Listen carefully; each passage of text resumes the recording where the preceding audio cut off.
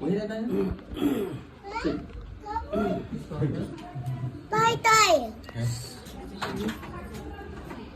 सभी भाई बहनों को जय मसीह की।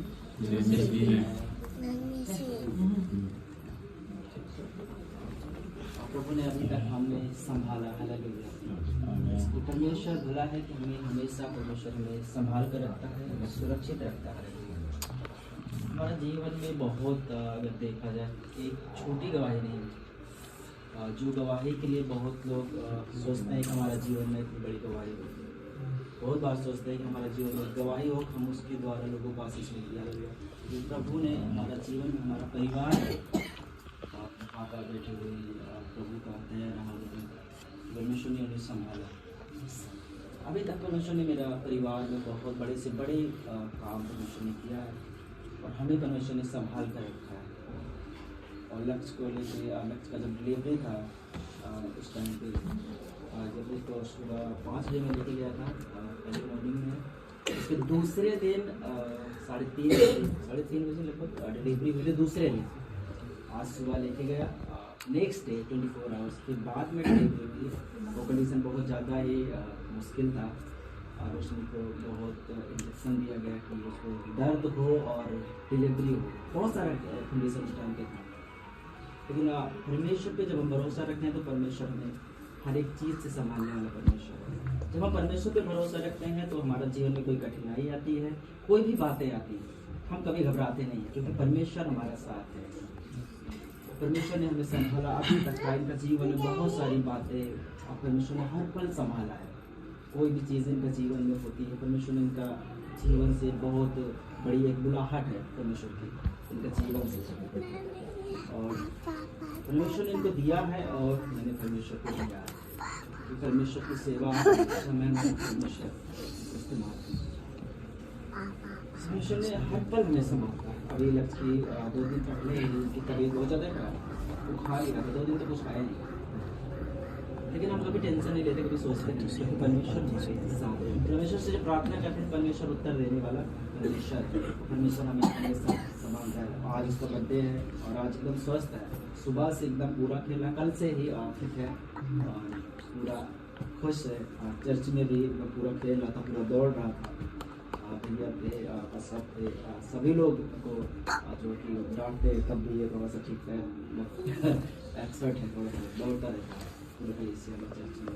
अभी जो संभाल के रखा है। सेकेंड बर्थडे आज है, वो ठीक है, बट मेरा विशेष एक था कि बर्थडे मनाने का एक है, ठीक है, सेकेंड बर्थडे इनका विशेष कह रहा है कि हम सब मिलकर जब हम परमेश्वर की उपस्थिति में आते, एक मन होकर जब परमेश्वर की उपस्थिति, जब परमेश्वर की उपस्थिति हमारा बीच में रहती है तो हम जो खुशी परमेश्वर की उपस्थिति में रहती है, वो खुशी हम कहीं और नहीं पा सकते। जो परमेश्वर की उपस्थिति में हम रहते हैं, जो परमेश्वर खुशी देने वाला परमेश्वर, उसमें जब हम अगर रहते हैं तो परमेश्वर अपना खुशी बीच में अपने सामर्थ्य जो प्रकट करता है। हम सभी लोग यहाँ पे हैं, परमेश्वर की उपस्थिति हमारा बीच में है। परमेश्वर ने अभी तक संभाला, आगे भी परमेश्वर संभाले। हमारे जीवन से बहुत बड़ी गवाहियाँ हैं, अगर गवाहियों को बताऊंगा तो समय बीतता जाएगा। बट मैं चाहता हूँ कि आप थोड़ा वचन से हम सीखेंगे कि परमेश्वर की गवाहियाँ हमारे जीवन में बहुत सारी उसको परमेश्वर ने अभी तक संभाला। अगर वचन कुछ बताना चाहते तो बता सकती है, सीखेंगे क्योंकि हमें वचन से सीखना ज़रूरी है, हमें वचन में बढ़ना ज़रूरी है, परमेश्वर को जानना ज़रूरी है। बहुत सारी बातें हमारे जीवन में गवाही, बहुत सारा हम पर्सनल लेके बात कर सकते हैं, उस पर से है, लेकिन जो परमेश्वर का वचन जब हमारे जीवन में जाता है, परमेश्वर हमारा जीवन को बदलता है, वो वचन हमारा जीवन को बदलता है। और ज़्यादा प्रभु का वचन से उससे करेंगे और कुछ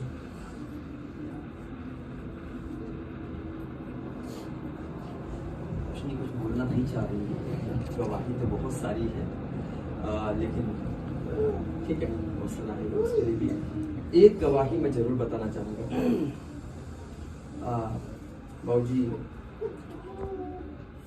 2 बार पैरालाइज होने की अवस्था में भी प्रभु ने दोनों बार उनको चला, और ये बहुत बड़ी बात। यहाँ एक बार पैरालाइज होगा तो डॉक्टर बोलेगा ठीक हो जाएगा, नहीं भी होगा, यही डॉक्टर कह रहा 50-50 चांसेस है, ठीक हो भी सकते हैं और नहीं ये हो बोला सकता। तो एक बार मैं बोलना चाहता हूँ क्योंकि डॉक्टर ने बोला सिस्टर है वो हमारे सामने बैठे हैं, सिस्टर है जो कि साथ में ही जॉब करते हैं हॉस्पिटल में एक साथ ही, क्योंकि डॉक्टर ने यही बोला था कि जो है कि 3 साल पापा कुछ नहीं कर सकते।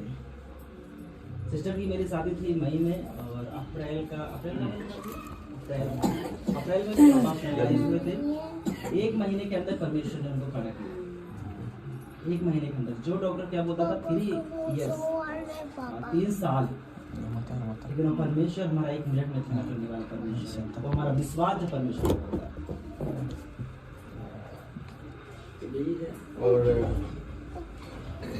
और भी बहुत सारी गवाहियाँ हैं, लेकिन ये एक कुछ थोड़ा सा बड़ी गवाही हुई है। ये देने के पीछे उद्देश्य ये है कि हमारा भरोसा जो परमेश्वर के ऊपर रहता है तो हम कभी भी लज्जित नहीं होते। बीमारियां आएगी चली जाए, प्रॉब्लम्स आएगी चली जाए, लेकिन परमेश्वर हमारे साथ है, हम हमेशा स्थिर रहते हैं। संसार के लोग क्या होते हैं, चिंता जब प्रॉब्लम्स आती है, बीमारियां आती हैं, मुसीबतें आती हैं, संसार के लोग क्या करते हैं, पूरा फटफटाने लग जाते हैं। इवन मैं अभी आज भी मैं जब प्रचार कर रहा था चर्च में, माफ कीजिएगा ये बात मैं आपको बता दूं, ये कोई अनदर सर्विस नहीं है, ठीक है, जस्ट थोड़ा सा उत्साह बढ़ाने के लिए वचन का भाग को मैं बता रहा हूँ। आप ये ना सोचे आज छुट्टी का दिन था और एक और सर्विस शुरू हो गया। तो अफकोर्स हम बर्थडे में ही हैं, उसी इसमें मानसिकता के साथ में रहें, सेलिब्रेशन ही है। बट आज मैं जब वचन से चर्च में बता रहा था, प्रभु का आत्मा मुझे कुछ बातों को इस तरह से बता रहा था, तो मैं एक्सप्लेन करके दे रहा था कि भाऊ जी का जब ये अवस्था मैंने देखा तो मैंने सोचा कि कितनी निराशा आ सकती थी। और आज भी संसार में कितने लोग हैं जो छोटी छोटी प्रॉब्लम्स आने में कहीं सुसाइड कर रहे हैं, कहीं किसी दूसरे का हत्या कर रहे हैं, कहीं अलग अलग प्रकार की प्रॉब्लम्स। और उस समय पर जो यीशु मसीह पर भरोसा रखने वाले लोग वो कितना स्थिर रहते हैं। ऐसा लगता है जैसे इवन कितना भी अकाउंट में पैसा भरा पड़ा हो, लेकिन लोगों के अंदर शांति नहीं, सुकून नहीं, आनंद नहीं। ये आनंद सिर्फ प्रभु यीशु मसीह के पास है। कई बार लोग मुझसे, मैं हमारा विलेज में जाता हूँ, उनको पता है मैं प्रभु की सेवकाई करता हूँ, जॉब वॉब मैं कुछ नहीं करता हूँ, और जो भी प्रभु मुझे बोलता है बस मैं वही काम करता हूँ। तो कहते हैं अरे इसका खर्चा कैसे चलता होगा। वो सोचते फिर भी इतना खुश क्यों रहता है, क्या बात है, इसका आनंद इतना तो हमें खुशी नहीं है। हम बेचारे रात दिन किए, मेहनत किए, मरे जा रहे हैं, पैसा बटोरते बटोरते मरे जा रहे हैं, और इसको फ्री में इतना तो हमेशा खुशी रहता है। जिस गली से निकलता है वहां पर एकदम रौनक ही आ जाती है। कई लोगों ने मेरे पीठ पीछे ये बात किया, तो मैंने कहा यही हमारी गवाही, यही हमारी गवाही। यीशु मसीह हमारे साथ में है, हम समस्याओं में भी आनंदित रहते हैं। ऐसा नहीं है कि चुनौतियां हैं नहीं, पर यह बात है कि उन चुनौतियों को हल करने वाला, समाधान करने वाला परमेश्वर सामर्थ्य है। इसलिए हम डरते और घबराते नहीं है। अब हमारा मेन टॉपिक पे आ जाते हैं, ठीक है। ये तो सिर्फ गवाही के तौर पे मैं बता रहा था कि क्या हुआ है, और लक्ष्य का बर्थडे और ये सब बातें, कुछ व्यवहारिक बातें हैं जो हमको समझना बहुत जरूरी है। परिवार और बच्चे परमेश्वर ने दिया हुआ दान है, और ये परमेश्वर की करुणा से। मेरा वाइफ यहाँ पे नहीं है क्योंकि वो अभी लखनऊ में है, कुछ दिनों के लिए अपनी मम्मी के घर पे है, लेकिन होती तो वो भी साथ कोई होती। बट एनी हाउ, बट उसको पता है कि यहाँ पर ऐसा एक बर्थडे दिल्ली उसका लक्ष्य का चल रहा है, सो वो प्रार्थना में ही है। माता पिता को बच्चे दिए गए हैं उन पर अधिकार दिखाने के लिए नहीं, उनको अनुशासित करने के लिए तो है, पर अधिकार किसका है? परमेश्वर का। क्योंकि ये दान किसका है? परमेश्वर का है। सपोज कीजिए भाई दिलीप ने अगर कोई वस्तु मुझे दिया है, मेरा वस्तु हो तो मैं उसे लापरवाही से इधर उधर फेंक दूंगा, लेकिन किसी ने दिया अगर मुझे कोई वस्तु है तो मैं क्या करूंगा, अपने जान से ज्यादा उसका रक्षा करूंगा। क्यों? क्योंकि भाई को मेरे कारण दुख नहीं पहुंचना कि जो कुछ मैंने दिया। ये बात और है कि हमारे संसार में उलट पुलट बातें होती है। कोई चीज देगा बट संभाल के नहीं रखेगी, संभाल के उपयोग करेंगे ही नहीं। परमेश्वर संतान दे देता है, परमेश्वर परिवार दे देता है, इसका मतलब ये नहीं है कि हम उसको दुरुपयोग करें। कई लोग क्या करते हैं, सिर्फ दुरुपयोग करते हैं। बच्चे हैं हमेशा रोज मारते रहते हैं, रोज मारते। मैं ये नहीं कहता हूं कि छड़ी उठाना नहीं, अनुशासित करने के लिए नीति वचन में लिखा है छड़ी उठाएगा तो उसको अधोलोक से निकाल करके तू लेके आए। छड़ी उठाने में दिक्कत नहीं, लेकिन ऑल द टाइम पीटते रहना, वो क्या हो जाएंगे, डिप्रेस्ड हो जाएंगे, वो क्या हो जाएंगे, चिड़चिड़े हो जाएंगे, और फिर वो क्या हो जाएंगे, रेबलियस हो जाएंगे। फिर वो कहेंगे अच्छा आज तुम्हारा टाइम है, तुम मारो, मैं भी ग्रो करूंगा। और वो उसी मेंटेलिटी के साथ में, ये मेरे साथ हुआ घटना है, मैं आपको बताऊं, जो मैं आपको एक्सप्लेन करके दे रहा हूं ना, ये मेरे साथ। मेरा पापा अभी प्रभु का दास है, वो प्रभु का सेवकाई करते हैं। पहले वो विश्वास में नहीं थे तो बहुत मारते थे, क्योंकि मैं गलती भी बहुत करता था। मैं ये बच्चे को जब देख रहा था ना, मेरा बचपन ही मुझे याद आ रहा है, मैं कभी टिक के बैठते नहीं था, उल्टा सीधा ये वो सब करता, तोड़ फोड़ तो इतना करता था, कोई दिन नहीं जाता था जिस दिन घर में कुछ गड़बड़ी नहीं करता था। मैं जरूर 100% श्योर था कि पापा रात को आएंगे जॉब से तो उनको जरूर मिलेगा कुछ ना कुछ नुकसान आज इसने। ये मैं अपनी बात आपको बता रहा हूं।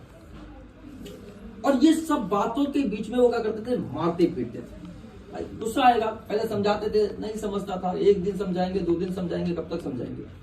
प्रभु को तो जानते नहीं थे, तो वो प्रार्थना भी मेरे लिए नहीं कर सकते थे, तो वो क्या करते थे, मारते थे। और ऐसा वैसा नहीं मारते थे, अच्छा मारते थे। तो उसके बाद में फिर मैं थोड़ा सा ये होने लगा। फिर कुछ लोगों ने, विलेज के लोग और आसपास हमारे जो लोग रहते थे, संसारिक लोग थे, तो वो मुझे भड़काना शुरू कर दिया। हमेशा जब देखो तो मारते रहता है, तुम्हारा पिता मारते ही रहता है, मारते रहता है। तो मेरा मानसिकता रिबलियस हो गया। आप इस बात को याद रखें कि परमेश्वर ने दिया हुआ हर एक बातों को संभालना बहुत जरूरी है। ये बात को आप भूलिएगा नहीं, क्योंकि पापा को भी उतना पता नहीं था, क्योंकि अगर परमेश्वर में होते तो कुछ पता होता कि कैसे परिवार को वो करना है, संभालना है। संसारिकता में थे, वचन कुछ पता नहीं है, तो जैसे चाहे वैसे, जैसे उनको लगता था ट्रीटमेंट करना है, वैसे अच्छा वाला ट्रीटमेंट होते। अभी मैं पापा से कभी कहता नहीं, लेकिन पापा के सामने कभी कभी मैं गवाही देता, पापा मुझे बहुत मारता, लेकिन वो तब थोड़ा सा मुस्कुरा के बैठते हैं यार। अभी तो वो मुझे बहुत प्यार करते हैं। मैं बताऊं, मेरा परिवार में सबसे ज्यादा मुझसे मेरा पापा प्यार करता है, सबसे ज्यादा प्यार करता है। पता है क्यों? ये प्रभु का प्रेम, प्रभु यीशु मसीह के प्रेम के कारण हुआ, नहीं तो ये पॉसिबल ही नहीं था। वो दूसरी फ्लो में थे, मैं दूसरे फ्लो में, बिल्कुल अपोजिट थे। और ऐसा नहीं था पापा मेरे शराबी नहीं थे, बिल्कुल भी शराब ऐसा कुछ नहीं था, लेकिन गुस्सा आ जाता था। कारण ये है कि समझता नहीं था। लेकिन एक ऐसी मेंटालिटी मेरे अंदर आ गया, जब मैं बड़ा हो जाऊंगा ना, मैं उनको देखूंगा। और लोग भी मुझे क्या बताते थे, लोग भी यही बोलते थे कि आज करने तो उसको मारने दे, वो बड़ा हो रहा है ना, बड़ा जब हो जाएगा ना तब इसका बदला लेगा। बहुत सारे लोग भड़काने वाले होते हैं। यहाँ पर शहरों में नहीं होता है, क्योंकि सब अपने अपने फ्लैट में रहते हैं, ज्यादा किसी से मिलना जुलना होता नहीं है।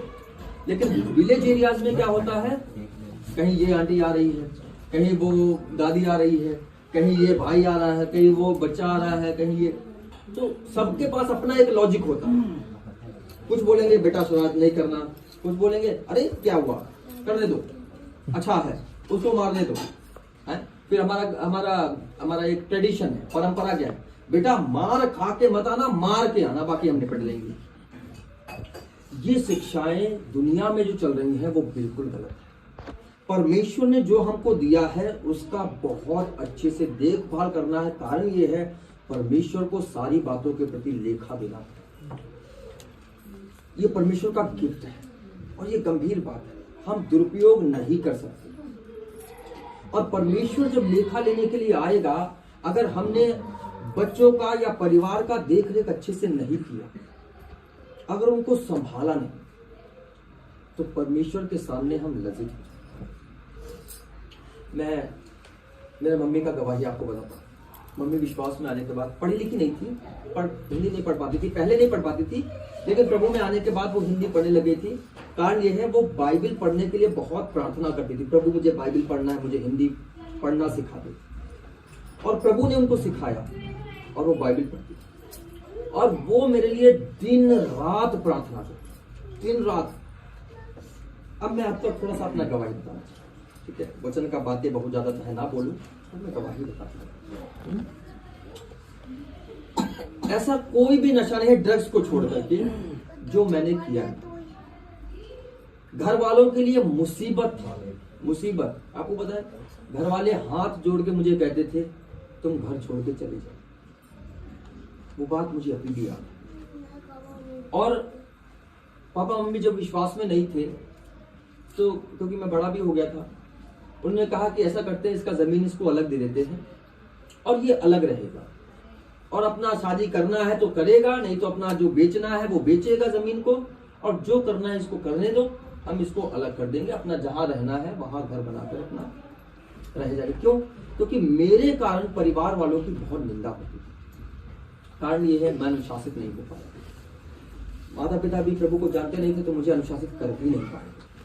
लेकिन मम्मी जब विश्वास में आई, पापा विश्वास में आए, मम्मी मेरे लिए बहुत था। मम्मी पापा दोनों लोग करते थे, और मम्मी हमेशा मेरे लिए प्रार्थना करती, प्रभु ये जो इतना बिगड़ा हुआ है ना, इसको तेरी महिमा के लिए अलग करना, तुझे सेवकाई में लाना, तेरा सेवकाई करने वाला ये होना है।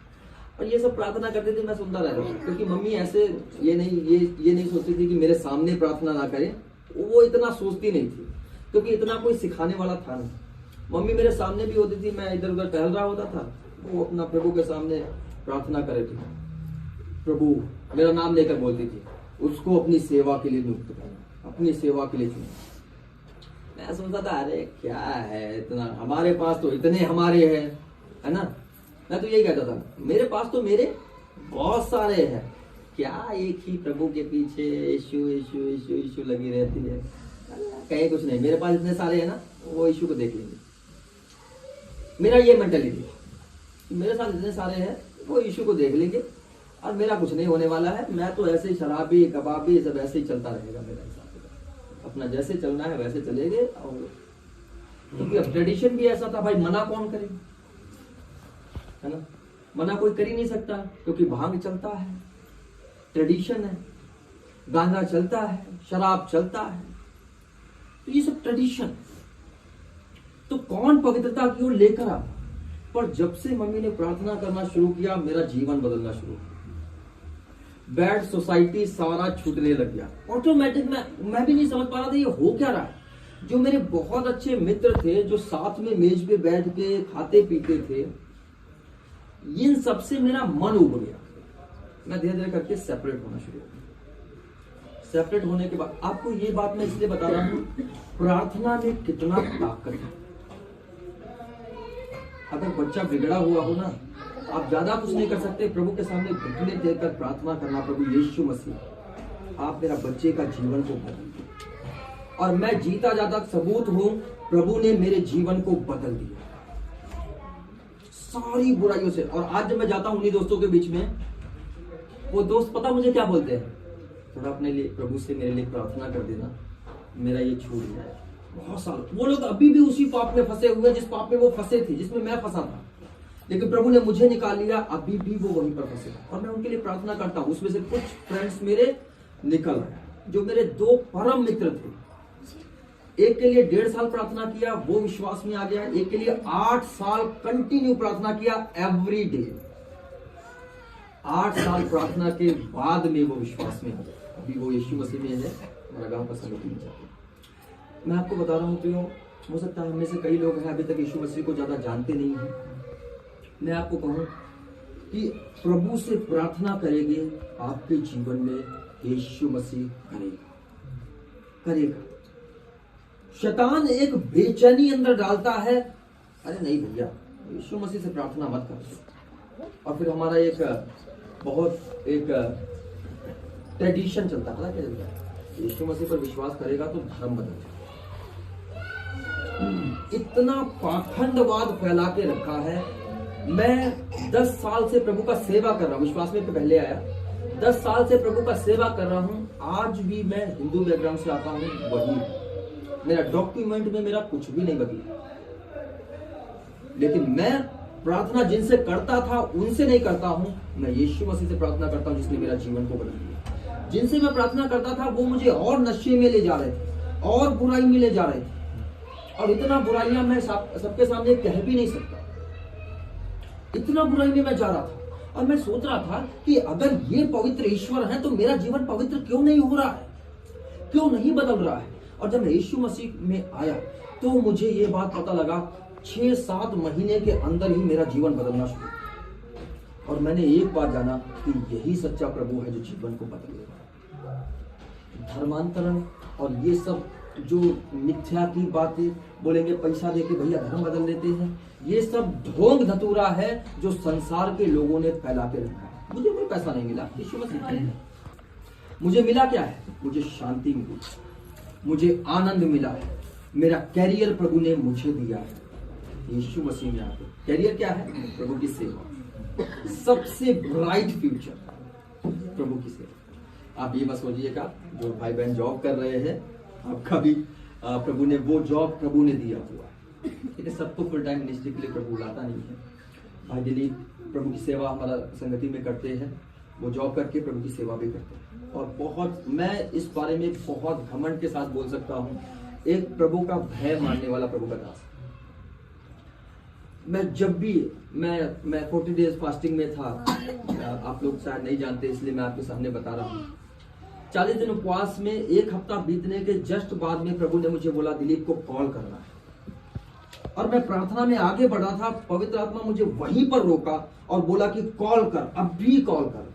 प्रार्थना के बीच में रोक करके कॉल करने के लिए बोला और बोला कि पूछ हालचाल क्या है, पूछ। और भाई ने, मैं जब बात कर रहा था, भाई ने बोला भैया किसी ने हालचाल नहीं पूछा इतने दिन में, जिंदा हो या मर गए हो, किसी ने कुछ नहीं पूछा। मैंने एक बात अपने मन में जाना, एक परमेश्वर है स्वर्ग में जो सबकी सुधि रखता है, और वही परमेश्वर ने कॉल करने के लिए बोला। और तब से हम साथ में प्रभु की सेवा करते हैं और बहुत अच्छा मिनिस्ट्री को प्रभु ने आशीष दिया। प्रियो, सबसे महत्वपूर्ण बात है कि हम प्रभु यीशु मसीह में आगे, ठीक है। एक वचन बोल करके मैं यहाँ पे समाप्त करूंगा, ज्यादा समय नहीं लूंगा, फिर आगे की सेवका की ओर जाएंगे। भजन संहिता 127 का 3 है।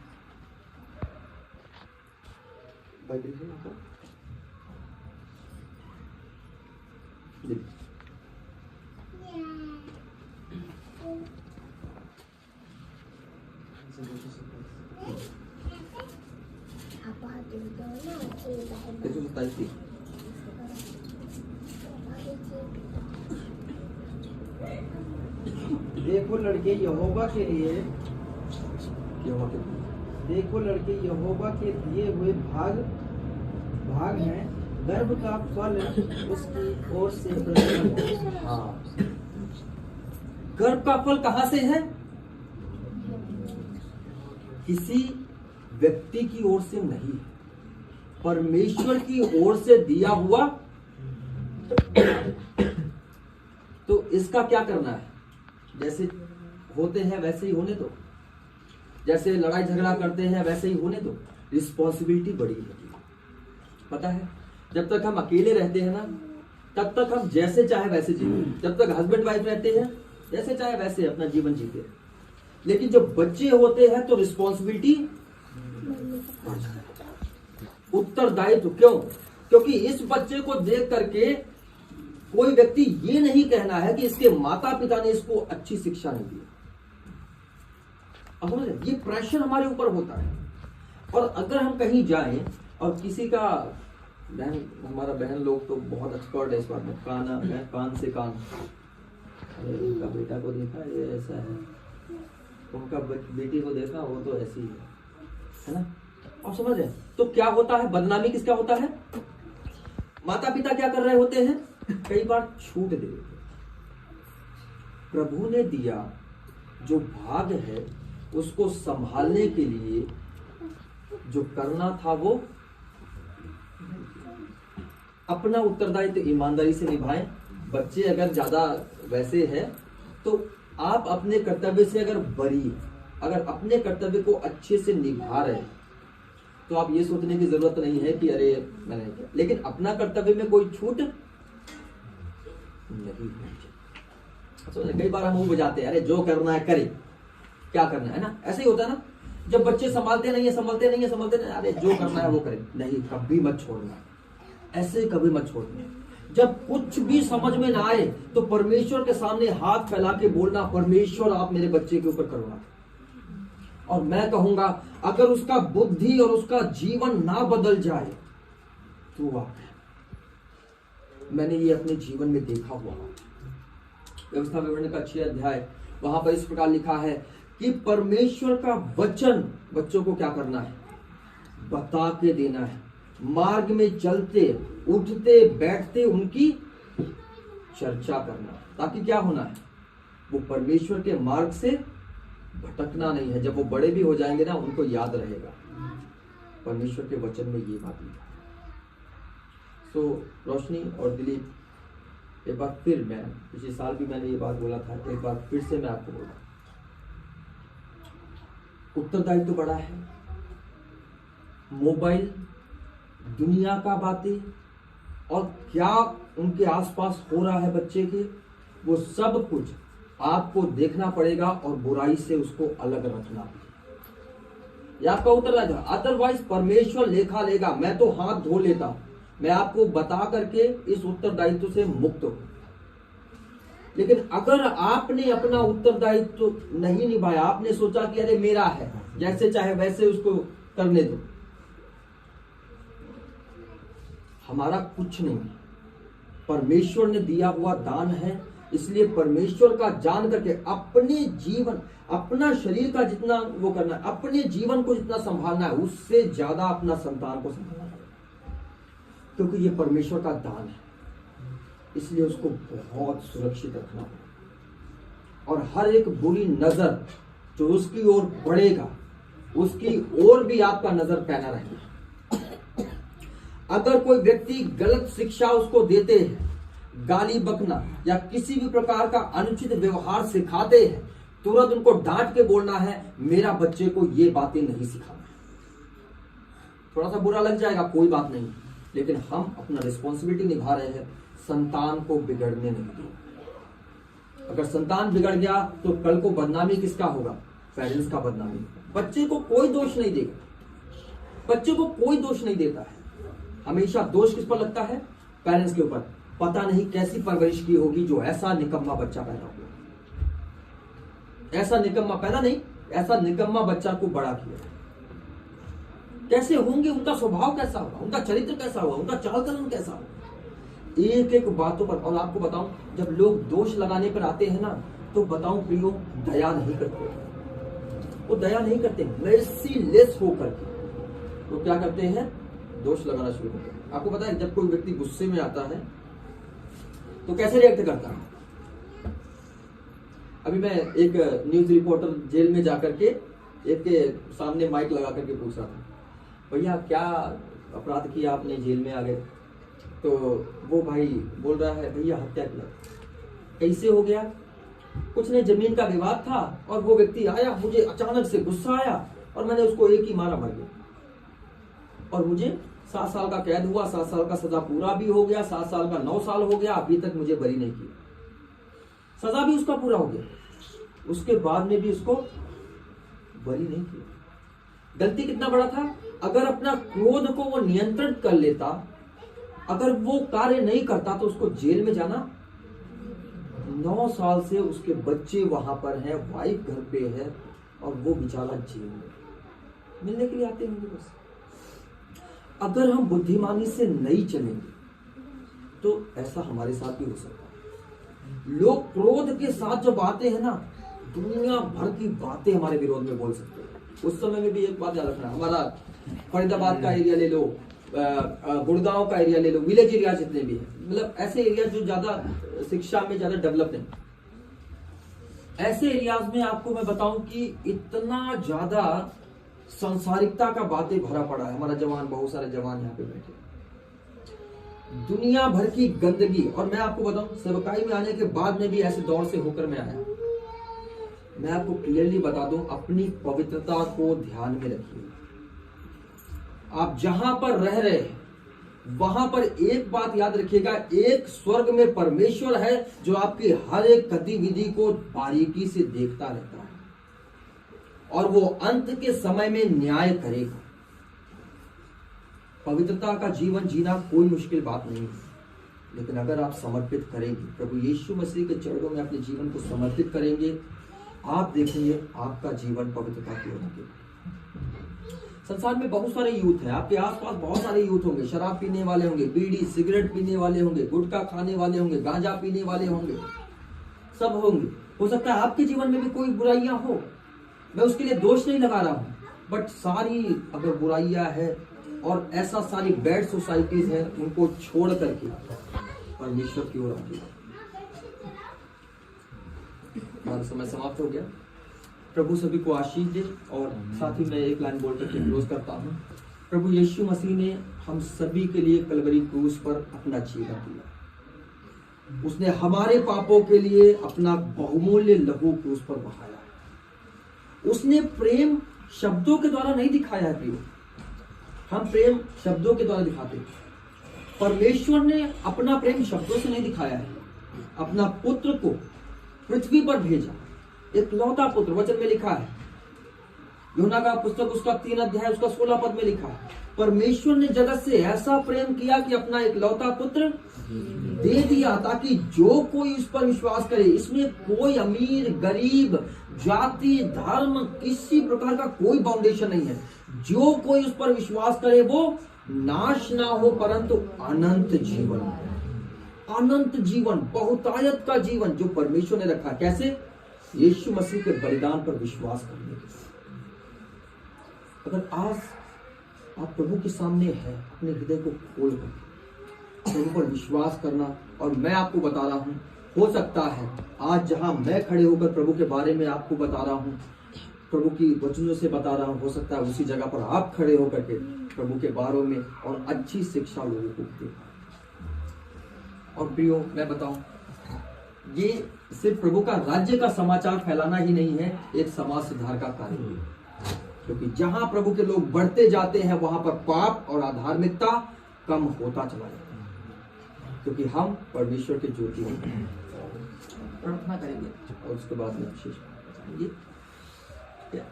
रोशनी, आप आ जाइए, लक्ष्य को ले आइए।